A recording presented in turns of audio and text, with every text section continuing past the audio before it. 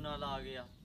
ਮੈਨੂੰ ਸਵੇਰ ਇੱਕ ਬੰਦਾ ਟੱਕਰਿਆ, ਕਹਿੰਦਾ ਵੀ ਪੱਠੇ ਪੁੱਠੇ ਬਣਾ ਕੇ ਤੂੰ ਵਿਹਲਾ ਹੀ ਰਹਿੰਦਾ, ਆਨਲਾਈਨ ਇੰਨੇ ਕੰਮ ਚੱਲਦੇ, ਕੋਈ ਕੰਮ ਕਰ ਤੇ ਦਿਹਾੜੀ ਦਾ 1000-1500 ਰੁਪਈਆ ਕਮਾਇਆ ਕਰੀ। ਮੈਂ ਕਿਹਾ ਠੀਕ ਆ। ਮੈਂ ਨੈਟ ਤੇ ਵੀਡੀਓ ਦੇਖੀ, ਉਹ ਉਸ ਤੋਂ ਵੀ ਉੱਤੇ ਦੇ ਨਿਕਲੇ, ਕਹਿੰਦੇ ਵੀ ਅੱਧੇ ਘੰਟੇ ਦੇ ਵਿੱਚ 1000 ਰੁਪਈਆ। ਮੇਰੇ ਦੇ ਮੂੰਹ 'ਚ ਪਾਣੀ ਆ ਗਿਆ।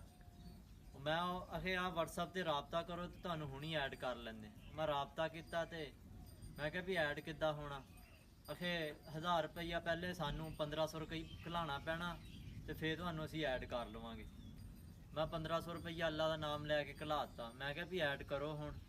ਅੱਗੋਂ ਮੈਸੇਜ ਮਾਰਿਆ, ਕਹਿੰਦਾ ਵੀ ਸਾਡੀ ਦਿਹਾੜੀ ਪੈਣ ਦੀ ਗੱਲ ਆ, ਉਹ ਪੈ ਗਈ, ਬਾਕੀ ਜਿੰਨੀ ਦੇ ਲਾਲਚੀ ਜ਼ਿੰਦਾ ਹੈ ਨਾ, ਠੱਗ ਦੀ ਠੱਗੀ ਚੱਲਦੀ ਰਹਿਣੀ ਆ।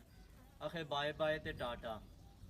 ਮੈਂ ਕਿਹਾ ਵੀ ਬਾਏ ਬਾਏ ਤੇ ਤੂੰ ਕਰਤੀ ਆ, ਟਾਟਾ ਤੇ ਸਾਡੀ।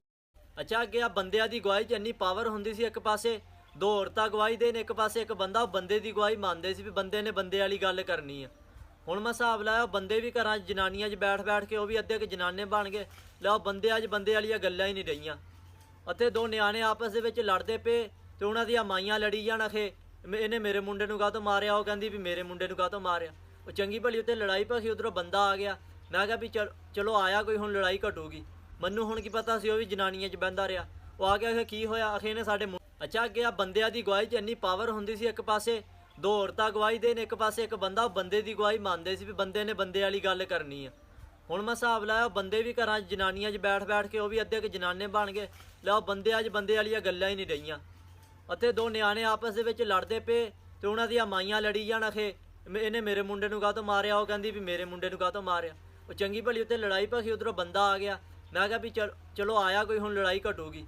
ਮੈਨੂੰ ਹੁਣ ਕੀ ਪਤਾ ਸੀ ਉਹ ਵੀ ਜਨਾਨੀਆਂ 'ਚ ਬਹਿੰਦਾ ਰਿਹਾ। ਉਹ ਆ ਗਿਆ, ਆਖੇ ਕੀ ਹੋਇਆ, ਆਖੇ ਇਹਨੇ ਸਾਡੇ ਮੁੰਡੇ ਨੂੰ ਮਾਰਿਆ।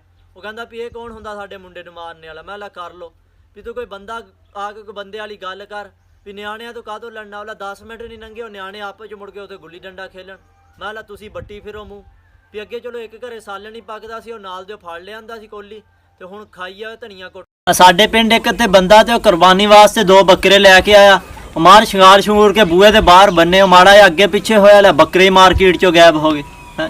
ਵੀ ਆਹ ਚੋਰ ਆ, ਉਹ ਆਖਦਾ ਫਟਕਾ ਨਹੀਂ ਖਾਣ ਦਿੰਦੇ, ਲੈ ਕੇ ਤੇ ਅਲੀ 5 ਹੁੰਦੇ ਆ।